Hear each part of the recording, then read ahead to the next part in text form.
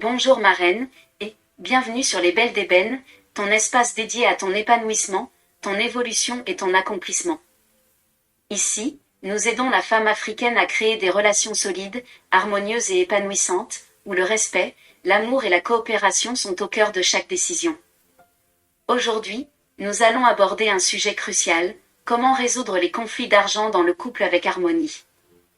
Ma sœur, l'argent est souvent une source de tension dans les couples, mais il est possible de gérer les finances sans créer de disputes, en utilisant des méthodes de communication, d'organisation et de compréhension mutuelle. Dans cette vidéo, tu découvriras 5 clés puissantes pour gérer et résoudre les conflits financiers dans ton couple, et 5 exemples pratiques pour appliquer ces clés et retrouver la paix et la coopération. Chaque point sera expliqué en détail, afin que tu comprennes le pourquoi et le comment, pour que l'argent devienne un outil de croissance pour votre couple plutôt qu'une source de conflit. La première clé, ma reine, consiste à communiquer ouvertement sur l'argent. Ma reine, beaucoup de disputes surviennent parce que l'argent n'est pas discuté clairement. Parler ouvertement de vos revenus, dépenses et objectifs financiers crée une transparence essentielle. Ce que cela t'apporte. Ça évite les malentendus et les suspicions. Ça permet de trouver des solutions ensemble. Ça renforce la confiance et la complicité dans le couple. La deuxième clé consiste à établir un budget commun et clair. Ma reine, mettre sur papier vos revenus, dépenses et projets permet de savoir où va l'argent et de planifier l'avenir. Un budget commun évite les surprises et les tensions liées aux dépenses imprévues. Ce que cela t'apporte. Un contrôle partagé et transparent des finances. Ça réduit le stress lié à l'argent. Ça crée une vision commune pour vos projets de vie. La troisième clé consiste à fixer des objectifs financiers communs. Ma reine, définir des objectifs clairs, acheter une maison, épargner, investir, permet d'aligner vos priorités. Chaque décision financière sera prise en fonction de ces objectifs. Ce que cela t'apporte. Ça transforme l'argent en un outil de coopération plutôt qu'une source de conflit. Ça motive chacun à contribuer et à s'investir dans le couple. Ça renforce le sentiment de partenariat. La quatrième clé consiste à respecter l'autonomie financière de chacun.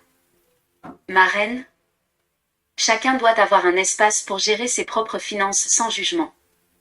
L'autonomie permet d'éviter le ressentiment et le contrôle excessif. Ce que cela t'apporte. Ça crée un équilibre entre vie commune et liberté individuelle. Ça évite les disputes liées au contrôle ou à la dépendance financière. Ça favorise le respect mutuel et la confiance. La cinquième clé consiste à résoudre les désaccords avec calme et respect. Ma reine, les conflits sont inévitables, mais la manière dont vous les gérez détermine leur impact sur votre couple.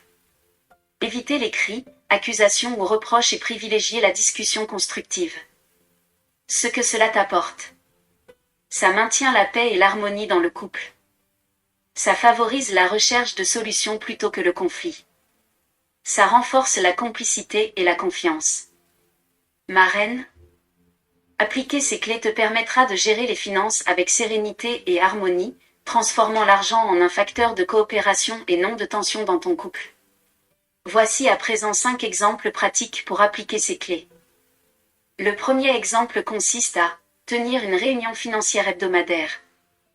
Par exemple, chaque semaine, discutez de vos dépenses, projets et priorités financières. Pourquoi ça marche? Ça crée un espace de communication régulier et constructif. Ce que cela t'apporte, ça permet de prévenir les malentendus et de planifier efficacement. Le deuxième exemple consiste à créer un budget commun partagé.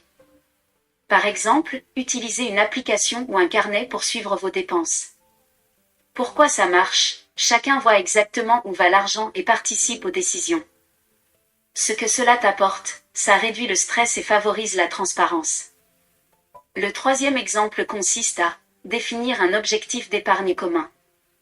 Par exemple, épargner pour un projet commun comme une maison ou un voyage. Pourquoi ça marche? Ça transforme l'argent en moteur de motivation et d'unité. Ce que cela t'apporte, ça renforce la coopération et le sentiment de partenariat. Le quatrième exemple consiste à respecter un petit budget personnel. Par exemple, chacun peut dépenser une somme définie à sa guise sans justification. Pourquoi ça marche? Ça permet de maintenir l'autonomie financière et la liberté personnelle. Ce que cela t'apporte, ça évite les conflits liés au contrôle et au ressentiment. Le cinquième exemple consiste à gérer les désaccords calmement. Par exemple, si une dépense crée un désaccord, discutez posément, écoutez l'autre et trouvez un compromis. Pourquoi ça marche? Ça encourage la résolution constructive plutôt que la dispute. Ce que cela t'apporte, ça maintient l'harmonie et la confiance dans le couple. Marraine, appliquer ces exemples t'aidera à transformer l'argent en un outil de paix et de coopération dans ton couple, et à résoudre les conflits financiers avec calme et amour. Mets la main sur ton cœur, marraine, et répète cette déclaration 2 fois avec moi. Je suis une femme sage, responsable et harmonieuse. Je gère mes finances avec clairvoyance et sérénité. Mon couple vit dans l'harmonie, le respect et la coopération. Chaque décision financière renforce notre amour et notre union. Répète cette déclaration 7 fois de suite, afin de transformer les conflits financiers en opportunités de coopération et d'unité. Marraine, écris en commentaire, quelle action financière vas-tu entreprendre cette semaine pour harmoniser ton couple? Partage ton expérience pour inspirer d'autres femmes à gérer l'argent avec sagesse et amour. Abonne-toi à Les Belles d'Ébène, clique sur « J'aime » et partage cette vidéo avec une sœur qui souhaite maintenir la paix et l'harmonie dans son couple malgré les finances.